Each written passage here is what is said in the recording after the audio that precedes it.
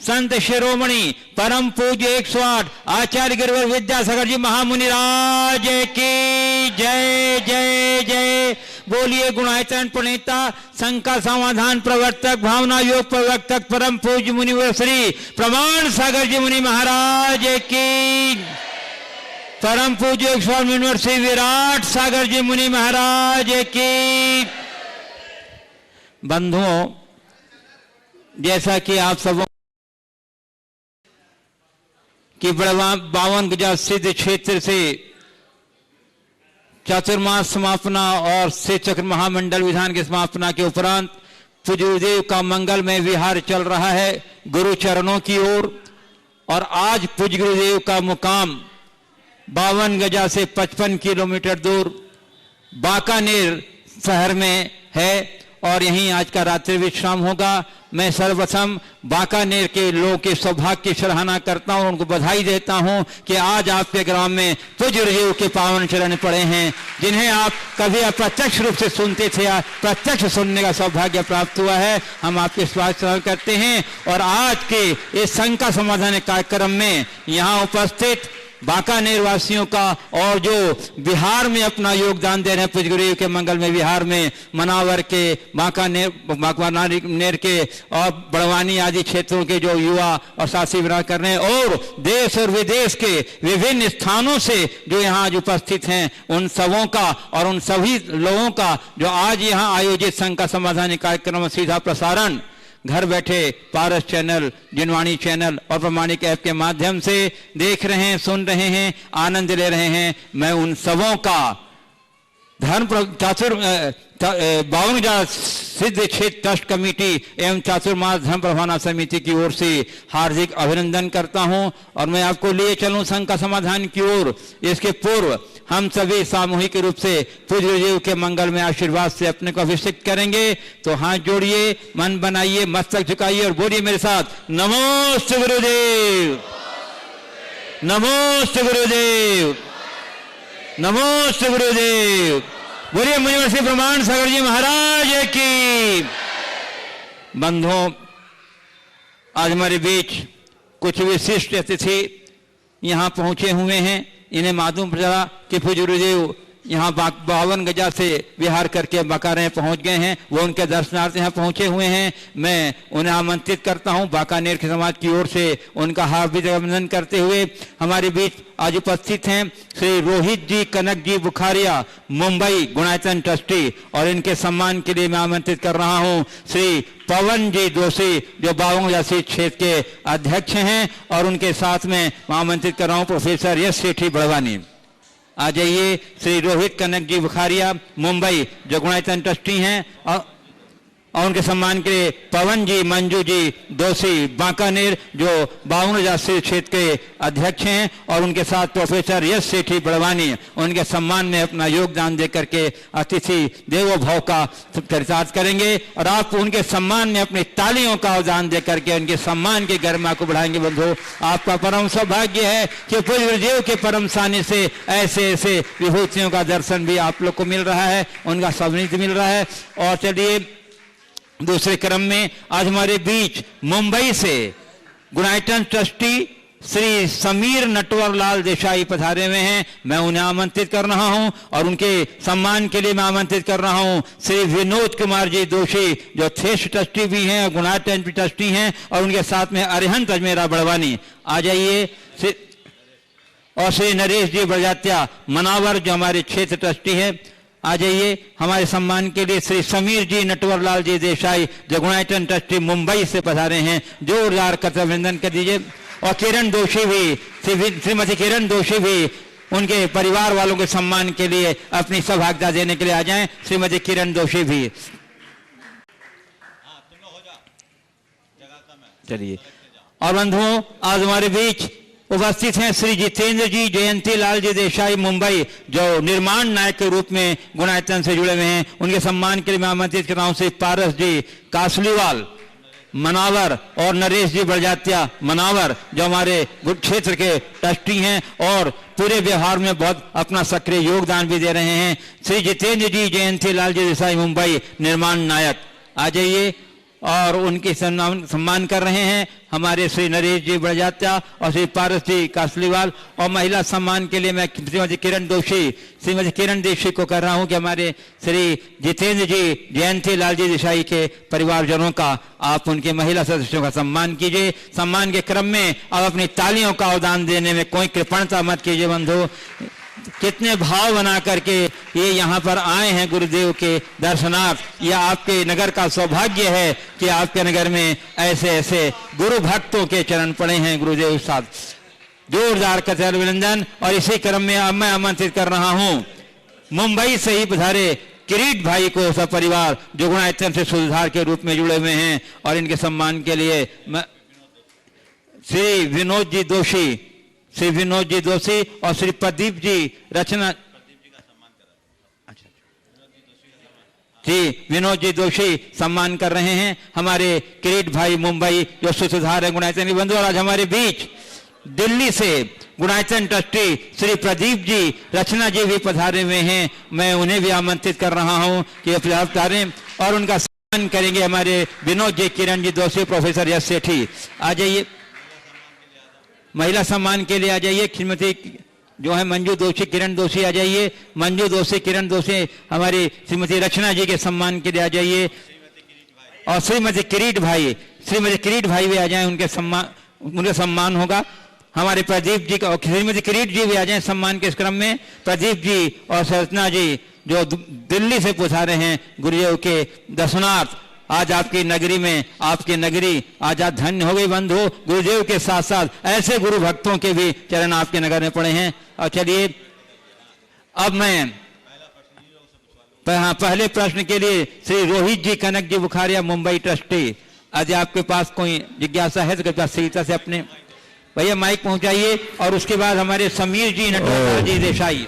ओ चलिए बोलिए महाराज जी। हाँ बोलिए, एक साथ हो जाए। हाँ। नमोस्तु महाराज जी, नमोस्तु आपके चरण में। गुणायतन से जुड़ने से हमको बहुत आनंद मिला है। गुणायतन का आपने जो वर्णन किया है हम उससे बहुत प्रसन्न हुए हैं। इसलिए हम आपसे विद्यासागर महाराज जी से जुड़ने का प्रयास किया है, तो हम परमानेंट जुड़ने का वादा करते हैं। ओ ठीक है, चलिए। हाँ समीर जी, श्री समीर जी नटवरलाल जी देसाई, गुणायतन ट्रस्टी मुंबई। और श्री जितेंद्र जी जयंती लाल जी देसाई, मुंबई निर्माण नायक। यदि आपकी कोई जिज्ञासा है तो सादर आमंत्रित हैं। एक साथ। हाँ बोलिए। नमोस्तु महाराज जी, हमारा एक शंका का समाधान कर दीजिए। हेलो। हाँ, हमारी एक शंका का समाधान कर दीजिए। अभी हम जो कर्म का सिद्धांत में मान रहे हैं, वो कर्म में हमारा जो फ्यूचर प्रेडिक्ट कर सकते हैं, तो हमारा कर्म का सिद्धांत वहाँ पे कैसे एप्लीकेबल हो सकता है? बहुत अच्छा सवाल आपने किया है। कर्म सिद्धांत को लेकर लोगों के मन में कई तरह की शंकाएं उत्पन्न होते रहती है। आपके पूछने का आशय केवल यही है कि कर्म सिद्धांत के अनुसार सब कुछ नियत है, तो हम कर कैसे सकते हैं? हमारा पुरुषार्थ कहाँ? दरअसल यही हमारी एक बहुत बड़ी भूल है।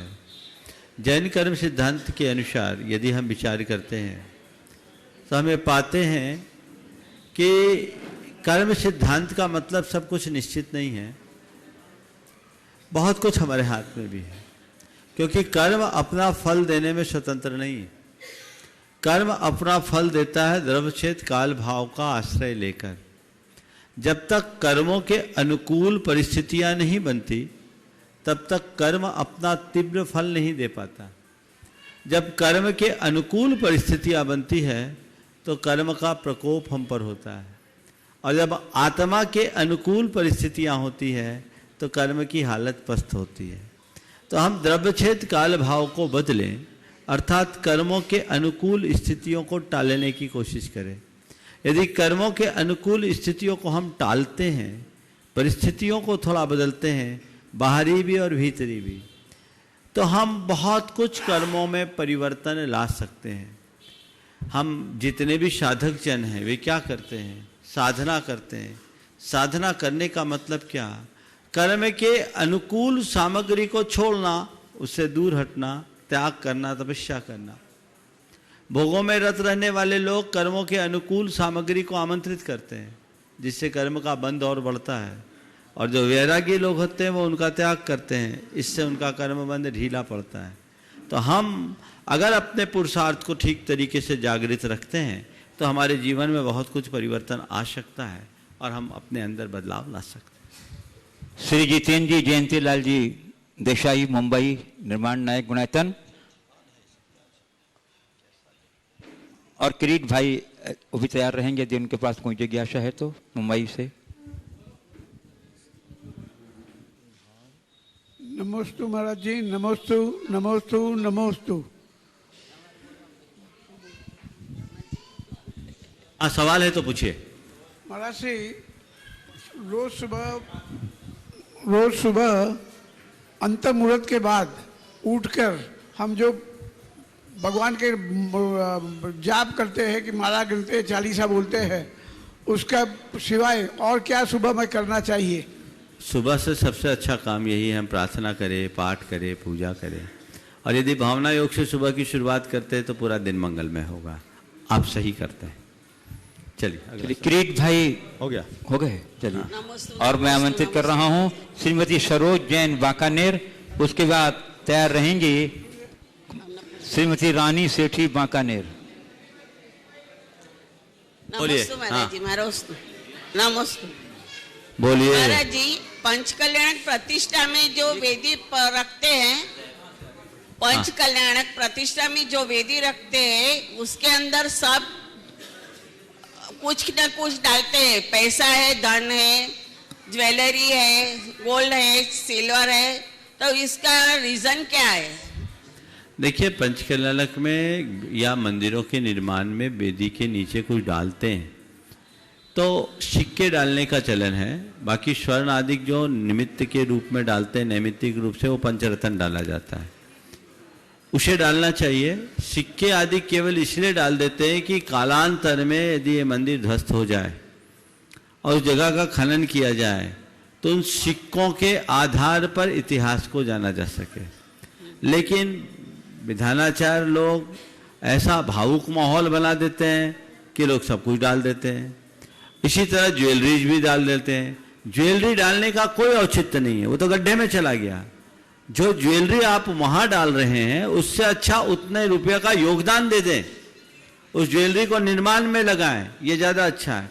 सिक्के भी 2, 4, 10 सिक्के डालना चाहिए ताकि इतिहास का पता लगे, बाकी इसका कोई विधान नहीं। ठीक है ना? कुछ रीजन नहीं है? कोई रीजन नहीं, एक ही रीजन है, इतिहास। श्रीमती सरोज जैन बांकानेर, उसके बाद तैयार रहेंगी श्रीमती रानी सेठी बांकानेर। गुरुवार नमस्ते।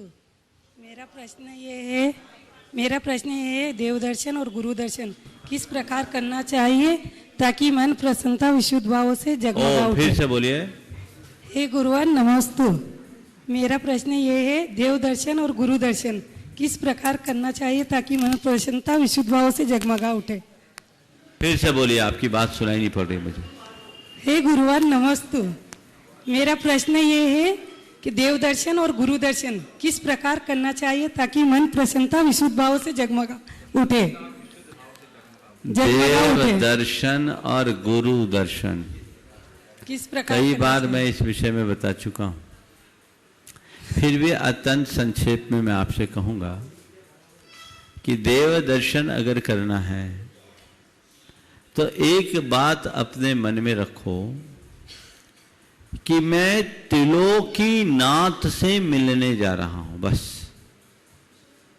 किससे मिलने जा रहा हूं? त्रिलोकनाथ से। दर्शन करने का मतलब ये मिलना। तो मंदिर जा रहे हैं दर्शन करने, यानी भगवान से मिलने जा रहे हैं। तो भगवान यानी क्या? 3 लोक की सर्वश्रेष्ठ विभूति त्रिलोकी नाथ से मैं मिलने जा रहा हूं। और आप थोड़ी देर के लिए सोचिए, अगर आपको प्राइम मिनिस्टर ऑफ इंडिया से मिलने का अवसर मिल जाए, कोई अपॉइंटमेंट हो और आप उनके यहां मिलने जा रहे हो, तो आपकी भावदशा क्या होगी? क्या भावदशा होगी बोलिए? अरे आज कितना सौभाग्योदय आया है, आहा, फूले नहीं समाएंगे, होगा ना। अद्भुत ऐसा अवसर जिसकी मैंने कल्पना नहीं की थी, जिनसे अपॉइंटमेंट लेने में अच्छे अच्छे लोग तरसते हैं, मुझे यह अवसर मिला, आएगा ना। क्यों? प्राइम मिनिस्टर से मिला। प्राइम मिनिस्टर की बात तो जाने दीजिए, किसी अदने से अधिकारी से भी मिलने की बात यदि आती है तो आपके मन में क्या आता है? अरे मेरा महाभाग्य है, होता है, भाव दशा बदल जाती। इसी तरह आप मंदिर जाओ तो सोचो मैं 3 लोक के नाथ से मिलने जा रहा हूं, ये भाव हृदय में आ जाए, रोम रोम पुलकित हो उठेगा, फिर कुछ कहने की जरूरत नहीं होगी। अब रहा सवाल गुरु दर्शन का, तो गुरु दर्शन के लिए जाओ तो मैं गुरु के पास जा रहा हूं, अर्थात अपने जीवन के खिवैया के पास जा रहा हूं। किसके पास जा रहा हूं? जो मेरी नौका को इस पार से उस पार लगाएगा, जो भव सागर का खिवैया है, मैं उसके पास जा रहा हूं।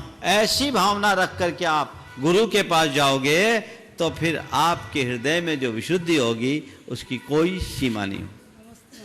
श्रीमती रानी सेठी बांकानेर, उसके बाद तैयार रहेंगी श्रीमती कविता मनोज बड़जात्या बांकानेर। नमस्ते महाराज। ज्ञान के साथ सही समझ और सही विवेक जागृत करने का क्या उपाय, ताकि वह ज्ञान मेरे जीवन के हित का कारण बने? ज्ञान के साथ सही समझ और सही विवेक जागृत करने का क्या उपाय है जिससे मेरा ज्ञान मेरे जीवन के हित का कारण बने? जीवन हित का कारण बने, बहुत अच्छा। देखिए, ज्ञान होना अलग बात है और ज्ञान के साथ सही समझ और विवेक, बहुत अच्छा सवाल आपने किया। सही समझ का नाम ही विवेक है। ये प्रकट करने के लिए हमें यथार्थ ज्ञानियों का समागम करना चाहिए। जो सद्ज्ञानी है, जो सत्पुरुष है, जो संत है, उनके संपर्क में हम आते हैं तो हमें ज्ञान के साथ साथ विवेक भी मिलता है, अपने जीवन की वास्तविक समझ मिलती है। और वो समझ एक बार विकसित हो जाए तो फिर हमारे लिए कहीं किसी तरह की कठिनाई नहीं होती। तो पहला एक रास्ता है वो है सत्संग का। दूसरा, हम अपने अतीत के अनुभवों का विश्लेषण करें, उससे भी हमारी समझ विकसित होती है। तीसरा, स्वाध्याय करने से भी हमारी समझ विकसित होती है। और चौथा, वृद्ध जनों के अनुभवों को लेने से भी हमारी समझ बढ़ती है। यदि ये चारों बातें हम करें तो हमारा ज्ञान ही नहीं, समझ और विवेक भी विकसित होंगे, जिससे हम अपने जीवन को सही राह पर लगाने में समर्थ हो सकेंगे। श्रीमती कविता मनोज बड़जात्या बांकानेर, उसके बाद तैयार रहेंगे कुमार सम्यक राठी जैन बांकानेर। गुरुदेव के चरणों में नमोस्तु नमोस्तु नमोस्तु। गुरुदेव, मेरा प्रश्न यह है कि बोलो। मेरा प्रश्न यह है कि यह बताया गया है कि सभी जीवों का स्वभाव दया और करुणा है, परंतु व्यवहारिक जीवन में ऐसा देखने में नहीं आता है। कुछ क्रूर होते हैं तो कुछ हिंसक होते हैं, कुछ आताताई होते हैं तो कोई आतंकवादी होते। ऐसा और तथा नरक गति और देह गति वाले जीव किस प्रकार करुणा और भावना का पालन कर सकते हैं? देखिए, करुणा तो जीव का स्वभाव है। आपने सही कहा है कि सभी जीवों में करुणा दिखती नहीं, लेकिन मेरी दृष्टि से देखोगे तो आपको दिखाई पड़ेगा। मैं समझता हूँ कि क्रूर से क्रूर प्राणी भी कहीं न कहीं करुणाशील होता है। क्रूर से क्रूर प्राणी भी कहीं न कहीं करुणाशील हो जाता है। आप देखिए, बिल्ली अपने जिस मुख से चूहे को पकड़ती है, उसी मुख से अपने बच्चे को उठाकर एक स्थान से दूसरे स्थान पर रखती है। जब बिल्ली चूहे को पकड़ती है तो चूहा उसका शिकार होता है, और जब अपने बच्चे को पकड़ती है तो उसके जी का लाल होता है अंतर। अपने क्रूर हाथों से एक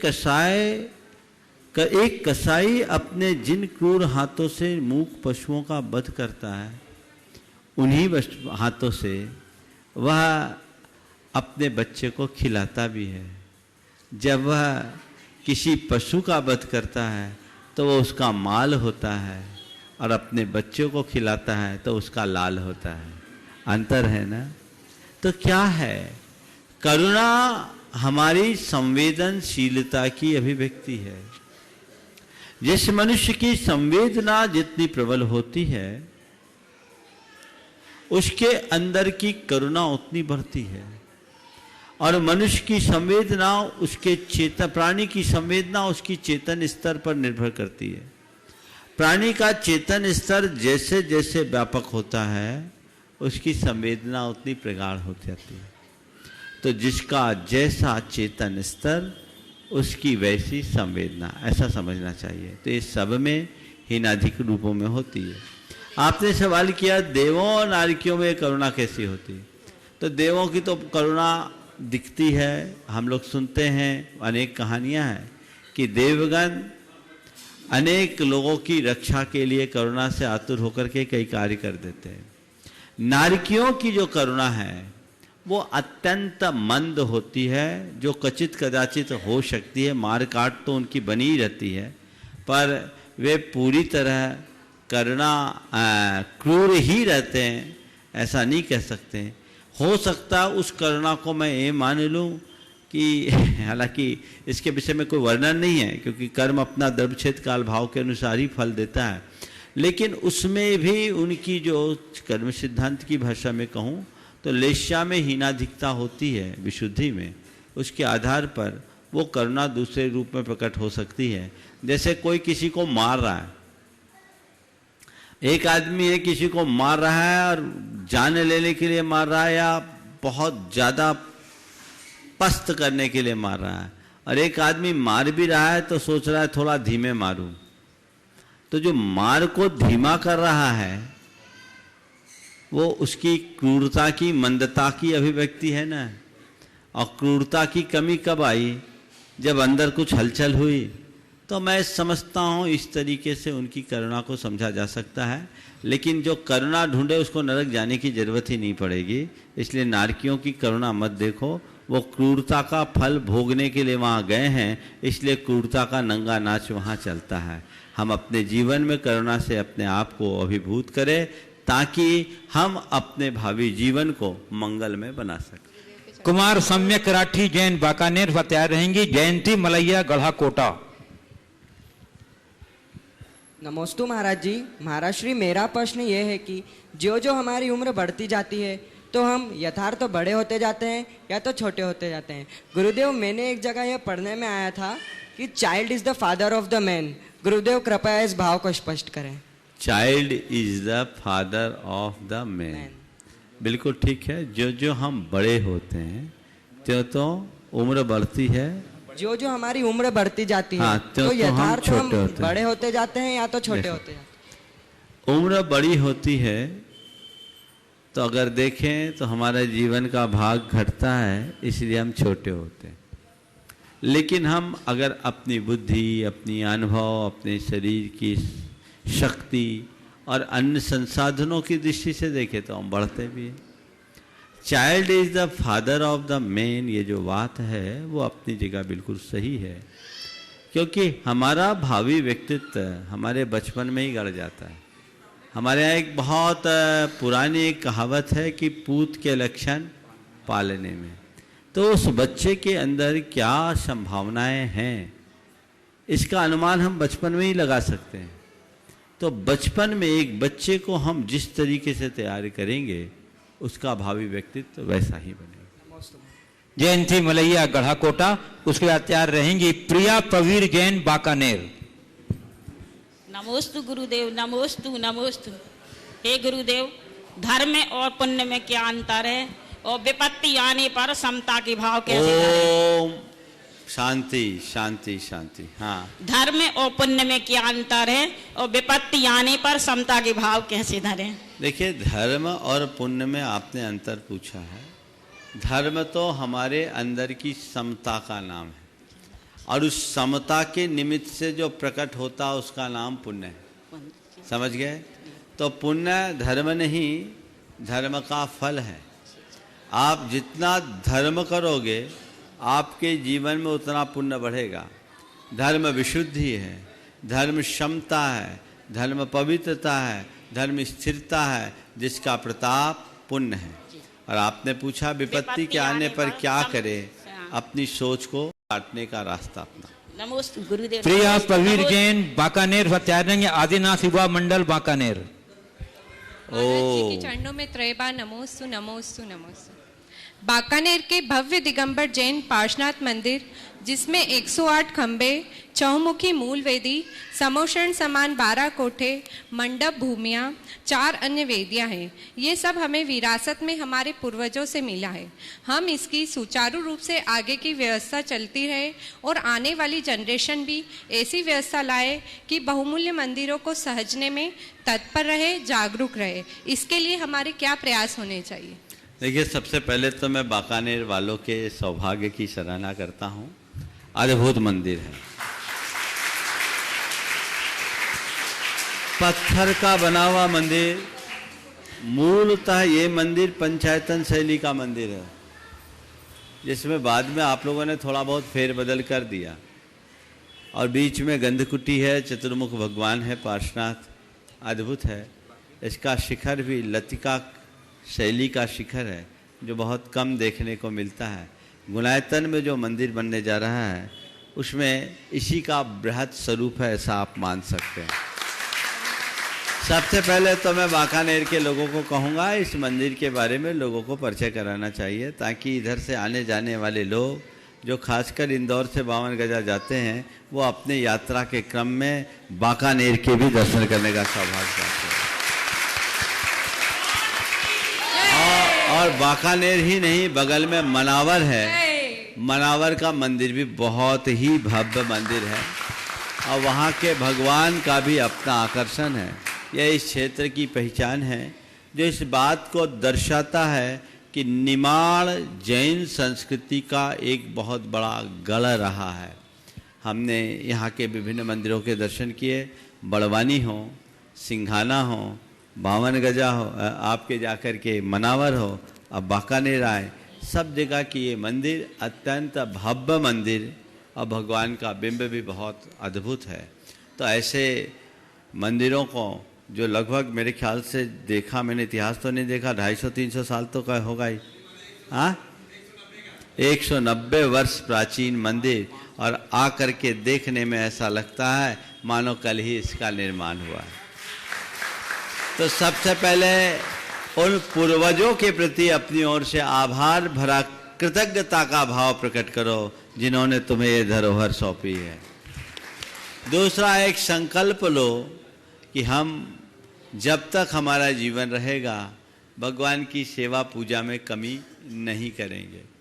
तीसरा, आजकल जैसा कि दिनों दिन देखने में आ रहा है, नई पीढ़ी के लोग अपने गांव और शहरों में नहीं रह पा रहे हैं। वो अपने गांव शहरों को छोड़कर महानगरों और विदेशों की ओर भाग रहे हैं। जब आप ही नहीं रहेंगे तो इस धरोहर को संभालेगा कौन? यहाँ पर भी ज़्यादातर सीनियर सिटीजन ही घर में होंगे। जो व्यापार में लग गए वे तो फिर भी हैं, और जो पढ़ाई लिखाई करके नौकरी पेशा की ओर भाग रहे हैं, उनका भविष्य कुछ अलग है। तो मैं कहना चाहूँगा कि आप सब इसी तरीके से करें, और अपने बच्चों को भी इसकी सीख दें।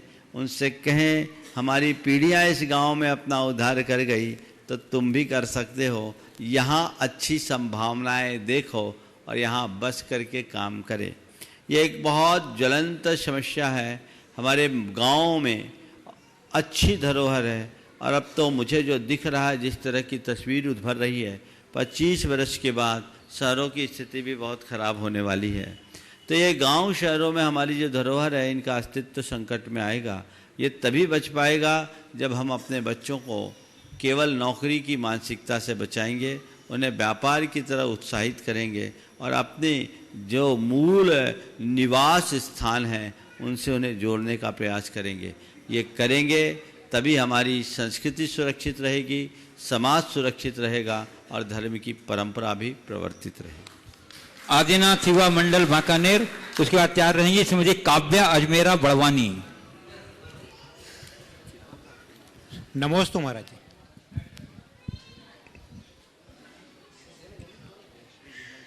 महाराज श्री, हाँ बोलो। महाराज जी, जब हम किसी दुकान से कोई कुछ भी सामान खरीदते हैं तो उससे उस दुकानदार को कमाई होती है।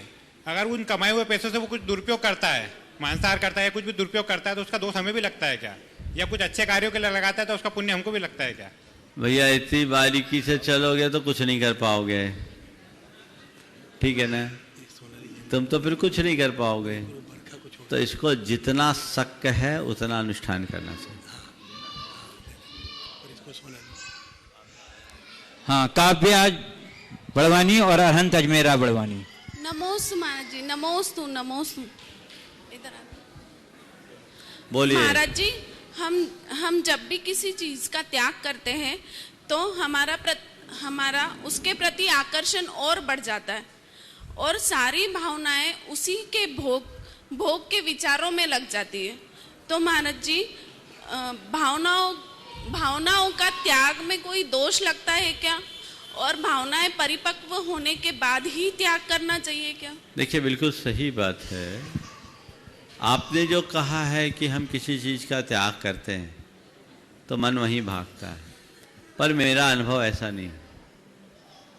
अगर आपने मन से त्याग किया ना तो मन कभी जाएगा ही नहीं, और आधे अधूरे मन से त्याग किया तो मन बार बार भागेगा। तो पहला प्रयास ये करना चाहिए कि जिसे भी हम त्यागे पूरी भावना के साथ त्यागे, मन से त्यागे, पूरे प्राणों से त्यागे। दूसरी बात, यदि कदाचित त्यागने के बाद भी संस्कारवश मन उधर जाता है तो मन को मोटिवेट करे, अरे मैंने तो इसको त्यागा है, अपने लिए अहितकर समझ करके त्यागा है, ये मेरे लिए उचित नहीं है, मुझे ये करना नहीं चाहिए, और संकल्प की गांठ बांध ले तो मन धीरे धीरे शांत होगा।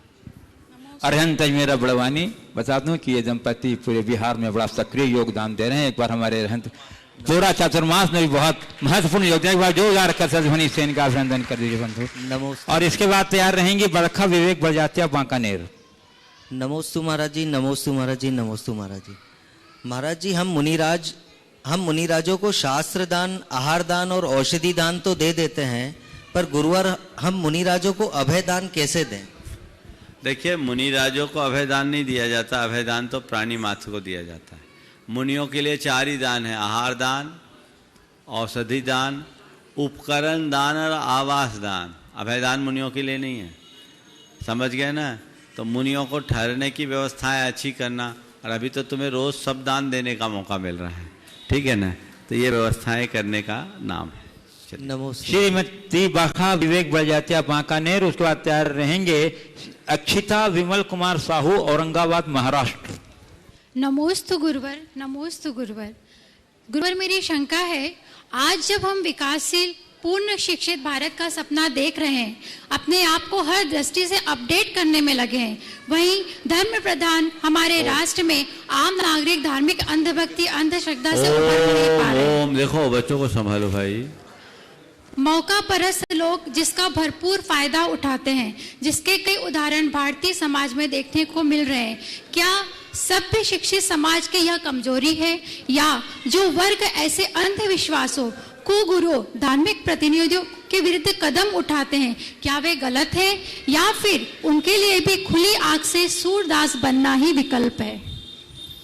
देखिए, बात बिल्कुल सही है। धार्मिक विश्वास होना चाहिए, धर्म होना चाहिए, लेकिन अंधविश्वास नहीं होना चाहिए और धर्मांधता नहीं होनी चाहिए।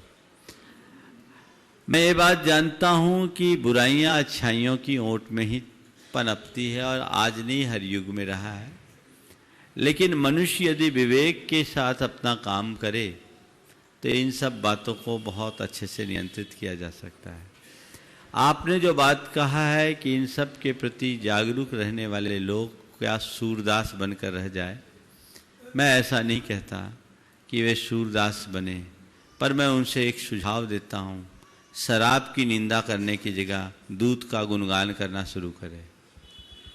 हमारे जितने भी लोग हैं वे अंधविश्वास की जितनी निंदा करते हैं, यदि उसकी जगह धर्म के वास्तविक स्वरूप का प्रचार करना शुरू कर दें तो अंधविश्वास कहीं पनपेगा ही नहीं। जो सच्चा धर्मी होता है वो कर्म सिद्धांत का दृढ़ विश्वासी होता है, और उसके हृदय में कोई अंधविश्वास नहीं होता। आज जो लोग अंधविश्वास का विरोध करते हैं, मेरी नज़र में वे कहीं ना कहीं अंधविश्वास का अप्रत्यक्ष बढ़ावा ही दे रहे हैं। वे अंधविश्वास का विरोध करने की जगह लोगों को जीवन की समस्याओं का मूलभूत समाधान देने वाले धर्म का प्रचार करे, धर्म के विषय में बताए, सद्धर्म को बताए, जीवन की वास्तविकता को बताए। उन्हें ये बताए कि धर्म हमारे जीवन के रूपांतरण का आधार है। धर्म को आत्मसात करके हम अपने जीवन में आमूलचूल परिवर्तन ला सकते हैं। धर्म ही एकमात्र ऐसा माध्यम है जो हमारे जीवन के उतार चढ़ाव में ठहराव ला सकता है, जिससे हम अपने इमोशंस को कंट्रोल कर सकते हैं, जिससे हम अपनी पॉजिटिविटी को बढ़ा सकते हैं, जिससे हम अपने मन को नियंत्रित कर सकते हैं, अपनी बैड हैबिट्स को रोक सकते हैं। ये सारी चीज़ें तो हमें धर्म सिखाता है। लेकिन जो लोग आज अंधविश्वास का निषेध करते हैं, वे सिरे से धर्म की अस्तित्व का निषेध करते हैं। ये एक अपराध है, ऐसा नहीं होना चाहिए। धर्म की उपादेयता को, धर्म की प्रासंगिकता को कभी भी नकारा नहीं जा सकता। ये सार्वकालिक और सार्वभौमिक तत्व है जिससे हमारे जीवन का हित हो सकता है। जो हमारे जीवन का मूल है उससे कैसे भूला जा सकता। तो जो लोग अंधविश्वास के विरोध के नाम पर धर्म का विरोध करते हैं, उन्हें अपने धारणा पर पुनर्विचार करना चाहिए और सभी को एक चश्मे से नहीं देखना चाहिए। मैं तो कहता हूं आज सच्चे अर्थों में धर्म के वास्तविक स्वरूप को फैलाने की जरूरत है। धर्म का वास्तविक प्रचार प्रसार यदि एक बार हो गया तो फिर अधर्म पनप ही नहीं सकता। तो हम इस तरफ ध्यान दें। अक्षिता विमल कुमार साहू औरंगाबाद महाराष्ट्र। और तैयार रहेंगे श्री विनोद किरण दोषी बांकानेर 52,006 ट्रस्टी गुणायतन ट्रस्टी। पूछ रहे हैं, चलो एक बच्चा पूछ लो। हाँ नमस्ते महाराज जी। मेरा प्रश्न यह है कि अभी हमारे परिवेशन में पंडित जी आए थे तो उनने हमें नमोकार मंत्र का सुरक्षा कवच बनाना सिखाया था, तो उसके हर स्टेप का मतलब क्या होता है? आपको उनने नहीं बताया क्या? नमो अरिहंतानम में क्या बताया? सुरक्षा कवच बताने के लिए क्या बताया? बोलो, आपने किया था वो? यहाँ बैठ के करके बताओ। आगे बैठ के बताएगा? चलो जल्दी से बताओ। हाँ हाँ हाँ, ओम नमो अरिहंतानम। माइक से बोलो। हाँ बोलो बोलो। नमो हरिहंताणम। हाँ नमो सिद्धाणम। हाँ नमो हरियाणम। नमो जायाणम। नमो लोय सवेसाहुणम। एसो पंच नमोकारो सर्व पापणासनो मंगलारम से सवे सिंह परमो मंगलम। नम बहुत सुंदर। देखिए अब मैं बताता हूँ। उन्होंने जो बताया सही बताया। नमोकार मंत्र से सुरक्षा कवच के कई तरीके हैं। ये एक अच्छा तरीका है, और भी तरीके हैं। मंत्र में बहुत बड़ी शक्ति होती है। जब हम मंत्र का उच्चारण करते हैं तो उससे हमारे अंदर एक पॉजिटिव एनर्जी का फ्लो प्रकट होता है। और नमोकार मंत्र तो अनंत ऊर्जा का भंडार है। और ऐसा करके अगर मनुष्य अपने चारों तरफ नमोकार मंत्र बोलकर एक सुरक्षा कवच बनाता है तो वो हमारा सेफ गार्ड बन जाता है। ऐसे व्यक्ति के ऊपर किसी की कुदृष्टि नहीं पड़ती। उसके जीवन में किसी भी प्रकार का जो आज के समय में कहते हैं ना बुरी बातें, बुरी हवा, वो नहीं लगती।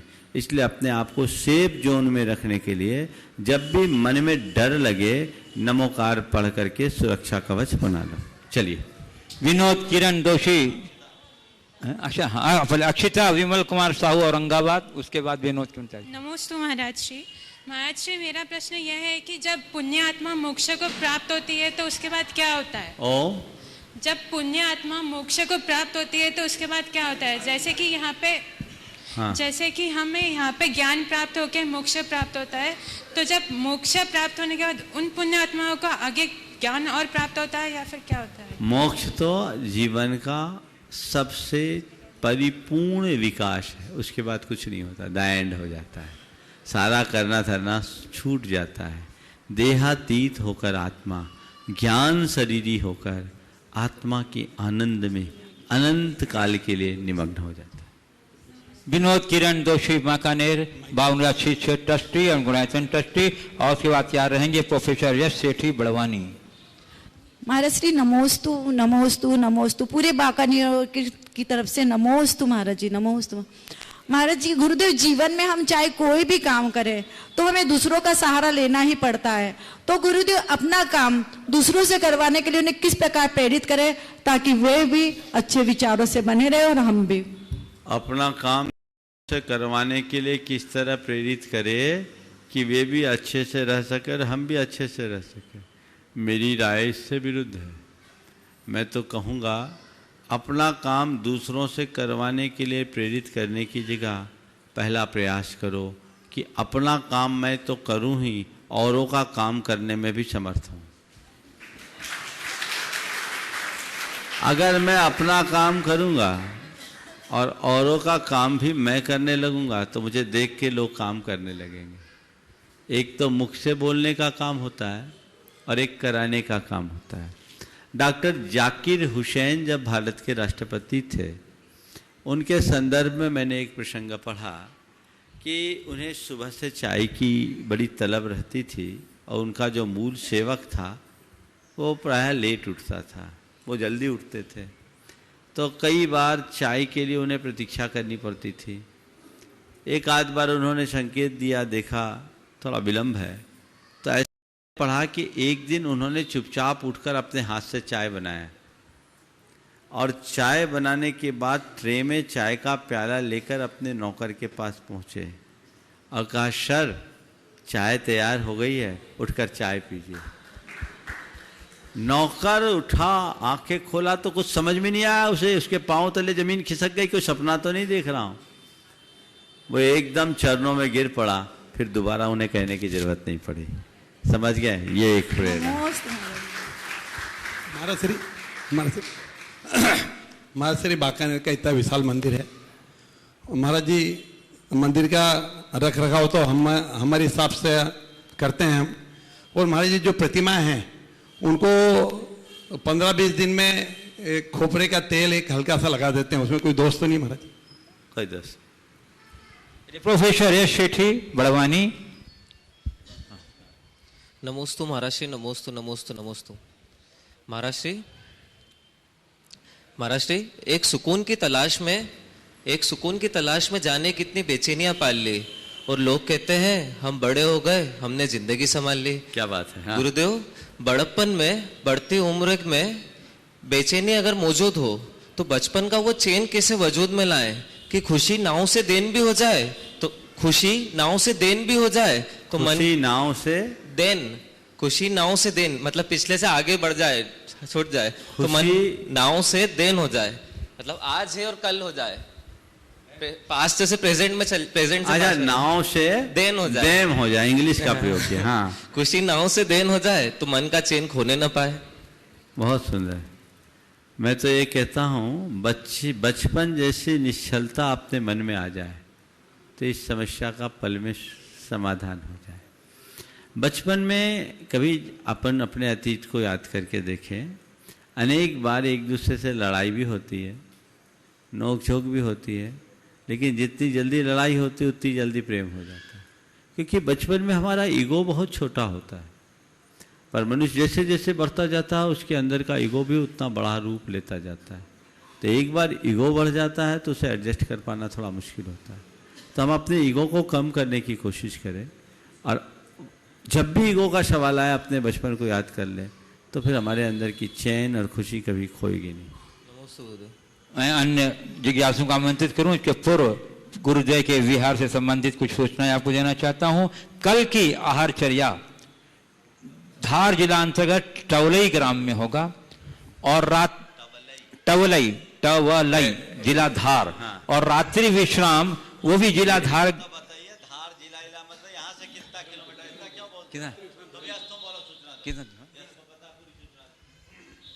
नमस्ते गुरुदेव। गुरुदेव के इस विहार के चलते क्रम में कल सुबह का आहारचर्या टवलई ग्राम में होगी, और कल की रात्रि विश्राम, हाँ, यहाँ से 11 किलोमीटर दूर है टवलई ग्राम, और रात्रि विश्राम वहाँ से धर्मपुरी क्षेत्र में होगा।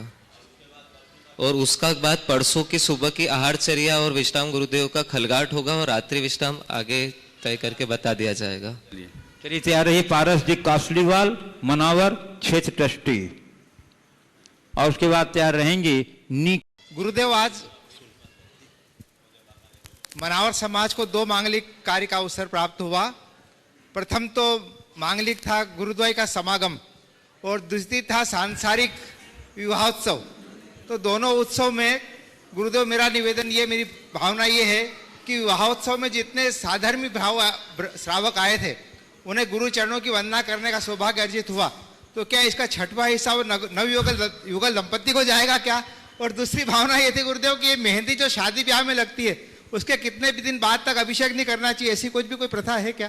देखिए, ये बात सही है कि महाराज के आगमन के साथ साथ आपका पूर्व निर्धारित जो कार्यक्रम था उसमें सहभागी होने वाले लोग भी आज बड़ी संख्या में लाभ लिए। आपने पूछा है कि इसका 6वां भाग विवाह में बुलाने वाले को जाएगा क्या? निश्चित जाएगा, यदि उन्होंने ये तय कर रखा होगा कि विवाह के साथ महाराज के भी दर्शन कराएंगे। अगर ऐसा किया होगा तो उनने तो विवाह में बुलाया है, महाराज के दर्शन को तो नहीं बुलाया ना, तो किस बात का मिलेगा? ये तो इनको अपने उद्यम का फल मिला है। और मेहंदी लगाने के बाद अभिषेक का निषेध मेरी राय में उचित नहीं है। चलिए निकिता देवेंद्र जैन बड़वानी, उसका तैयार रहेंगे श्रीमती प्रदीप रचना जैन दिल्ली गुणायतन ट्रस्टी। नमस्ते महाराज जी। नमस्ते महाराज जी। महाराज जी, आजकल उम्र पहले के मुकाबले कम हो गई है और पहले जो हमारी आश्रम व्यवस्था थी तो उसको अब कम उम्र में किस प्रकार से आयोजित किया जाए? देखिए, उम्र कम नहीं हुई है। मैं तो देखता हूँ आजकल लंबी उम्र वाले लोग ज़्यादा दिखते हैं और हमारी मृत्यु दर घटी है, उम्र का ग्राफ बढ़ा है। आश्रम व्यवस्था को उम्र से नहीं आंका जाता, अपनी अवस्था से आंका जाता है। सीधी सीधी बात है, सक्रिय गृहस्थी में मनुष्य को तभी तक रहना चाहिए जब तक कि उसकी आवश्यकता हो। अगर आपने अपना गार्हस्थ्यिक दायित्व पूर्ण कर लिया और उसके योग्य व्यवस्थाएं बना ली तो उसमें उलझना नहीं चाहिए। हमें ये जानना चाहिए कि हमें घर गृहस्थी के संचालन के साथ साथ आत्मा का कल्याण करना भी एक बहुत बड़ी जिम्मेदारी है, उस तरफ उद्यम करना चाहिए। श्रीमती प्रदीप रचना जैन गुणायतन ट्रस्टी दिल्ली, को तैयार रहेंगे जी जितेंद्र जी देसाई मुंबई गुणायतन। नमस्ते गुरुदेव। गुरुदेव, हम अपने बच्चों के डिसीजंस में सहायक होते हैं या खुद लेते हैं या उनकी हेल्प करते हैं।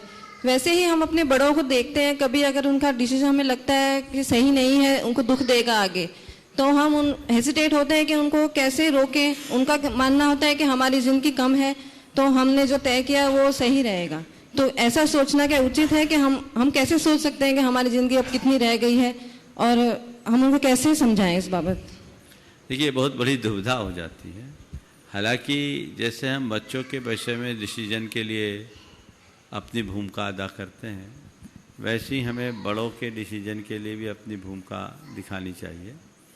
और अब रहा सवाल बड़ों को बोले कैसे, क्योंकि बड़े का हर निर्णय सही हो ये कोई ज़रूरी नहीं, पर बड़ों को बोलना सीधा सीधा भी हमारी गरिमा के अनुरूप नहीं दिखता। तो उसका एक सीधा तरीका है। कुछ चीज़ें सीधी नहीं बोली जाती, कुछ चीज़ें प्रतीकात्मक तरीके से बोली जा सकती हैं, कुछ दूसरे तरीके से बातें बना करके बोली जा सकती है। थोड़ी चतुराई और कुशलता का परिचय दे करके अपनी बात की जा सकती है। हमारे अगर किसी बड़े ने कोई डिसीजन लिया है उस समय कुछ न करें ताकि उनका ईगो हर्ट ना हो। बाद में कुछ वैसे ही उदाहरण उनके सामने प्रस्तुत करें कि ऐसे सिचुएशन में अमुक अमुक लोगों ने ये डिसीजन लिया, उसका अंजाम ये हुआ, अमुक अमुक लोगों ने ये लिया, उसका अंजाम ये लिया। तो सामने वाला खुद समझेगा और आपको अपनी बात कहने का अवसर मिलेगा। नमस्ते। जितेंद्र जी देसाई मुंबई निर्माण नायक गुणायतन, और उसके बाद तैयार रहेंगी नीलू औरंगाबाद महाराष्ट्र। नमस्ते महाराज जी। नमस्ते महाराज जी। कोई भी चीज़ का त्याग मैं हर एक साल करते रहता हूँ। कोई भी चीज़ मनपसंद चीज़ जो रहती है हर एक साल एक एक रस का त्याग करते रहता हूँ। तो वो त्याग कोई महाराज के सामने जाके करना चाहिए, मैं अपने आप कर लेता हूँ तो सही है कि नहीं है? देखिए, गुरु की साक्षी में करो ठीक है, प्रभु की साक्षी में करो, ठीक है, नहीं है तो आत्म साक्षी में कर सकते हैं। हाँ, आत्म साक्षी हो गई ना, कर सकते हैं, कर सकते हैं, करते रहना चाहिए। हाँ, नीलू औरंगाबाद महाराष्ट्र बात तैयार रहेंगी। कुमारी छवि जैन वाकानेर।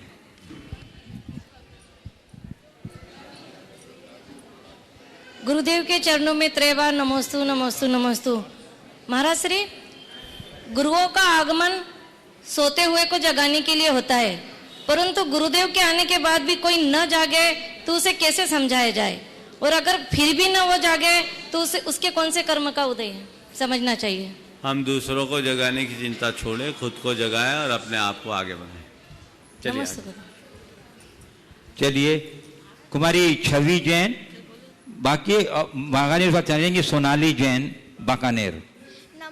नमोस्तु नमोस्तु महाराज जी, मेरा प्रश्न यह है कि संसार में ऐसी कोई भी समस्या नहीं है जो स्वयं के मन की शक्ति से अधिक शक्तिशाली हो, फिर भी यह मन हर पल डामाडोल स्थिति में क्यों रहता है? समस्या का समाधान कीजिए। नमोस्तु। मन डामाडोल स्थिति में क्यों रहता है? क्योंकि मन के संस्कार ही ऐसे, अनादि से मन ऐसा ही बना हुआ है।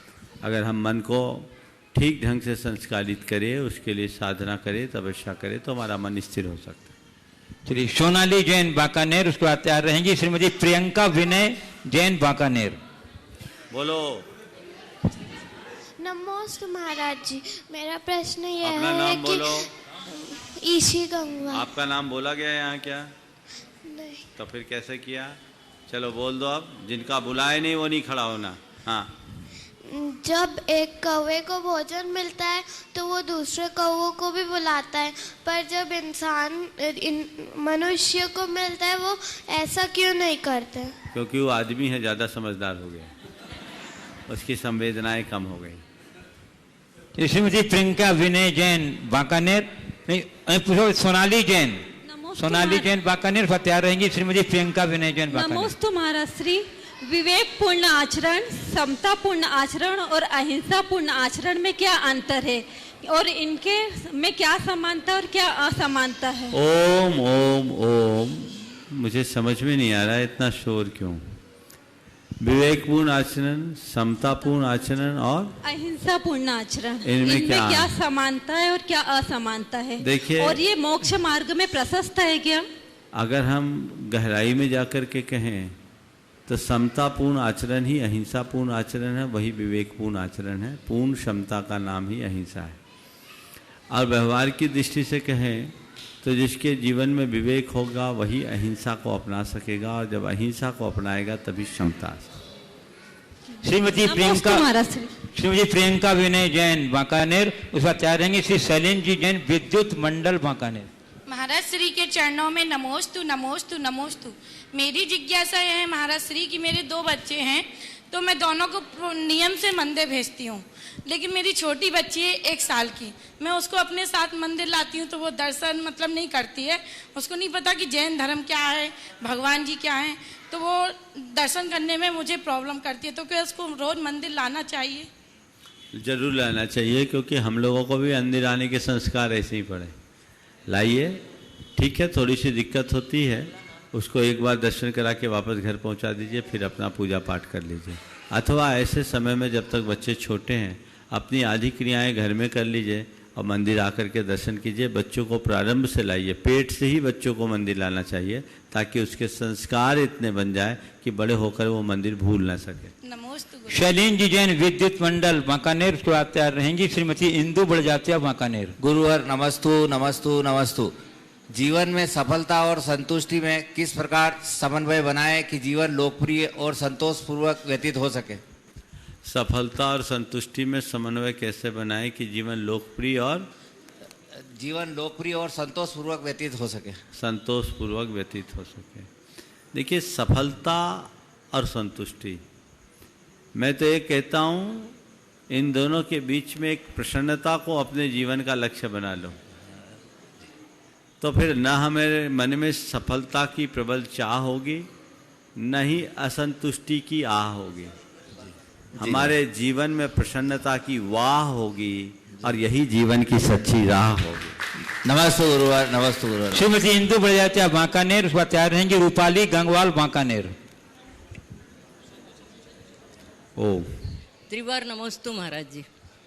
कहते हैं कि असफल होने पर खुद को संभालना पड़ता है और सफल होने पर सफलता को संभालना होता है।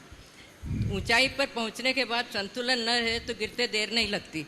तो महाराज जी हम किस मंजिल पर पहुंचने के बाद अपने मुकाम पर किस तरह बनाए रख सकते हैं, अपने मुकाम को किस तरह बनाए रख सकते हैं? मंजिल तक पहुंचने के बाद अपने मुकाम को किस तरह बनाए रखें। देखिए, सबसे पहली बात तो यह है कि व्यक्ति सफलता को पाए लेकिन उसका अहंकार न करे, और कितनी भी बड़ी सफलता है उसे अंतिम पड़ाव न समझे। जीवन में संतुलन को बनाए रखे, संयम को बनाए रखे, तो वो व्यक्ति कभी स्खलित नहीं हो सकता और हमेशा शिखर पर चढ़ सकता है। नमस्ते। रूपाली गंगवाल बांकानेर, उसको तैयार रहेंगी ब्रह्मचारिणी सुनीता दीदी इंदौर आश्रम। नमोस्तु गुरुवर, नमोस्तु नमोस्तु नमोस्तु। झुकने से रिश्ता गहरा हो तो झुक जाओ, पर हर बार आपको ही झुकना पड़े तो रुक जाओ। क्या ये बात सच माने? झुकने से रिश्ता सीधा हो तो झुक जाओ, पर हर बार आपको ही झुकना पड़े तो रुक जाओ। मैं तो ये कहता हूँ, यदि हम रिश्ते को प्रमुखता देंगे तो ये सवाल नहीं आएगा, और ईगो को हम प्रमुखता देंगे तो सवाल करने का कोई मतलब नहीं आएगा। हमें अपने रिश्तों को विशुद्धतया भावनात्मक दृष्टि से निभाना चाहिए और उसी अनुरूप अपना कार्य करना चाहिए। मैं तो कहता हूँ, झुकने से काम बनता है तो झुक जाना अच्छा है, और रुकने से काम उलझता है तो चल देना अच्छा है। महाराज श्री के चरणों में कोटि कोटि नमन। महाराज श्री, निमित्त और उपादान में क्या अंतर है और इन दोनों में किसकी मुख्यता दी जाती है? निमित्त बाहर है, उपादान भीतर। कुछ जगह निमित्त की प्रमुखता होती है, उससे हमारा उपादान उभरता है, लेकिन जब तक हमारे अंदर योग्यता ना हो तब तक निमित्त कुछ नहीं करता। आप सवाल कर रही हो, मैं उत्तर दे रहा हूँ। मैं उत्तर देने में निमित्त हूँ, पर आप समझ तभी पाओगे जब आप समझना चाहोगे। जब तक आप समझना न चाहो समझ नहीं सकते। इस प्रकार आज के इस सत्य को परम पूज्य गुरुदेव के चरणों में नमन अर्पित करते हुए मैं यहीं पर विराम दे रहा हूँ। बोलिए परम पूज्य आचार्य गुरुवर श्री विद्यासागर जी महाराज की जय।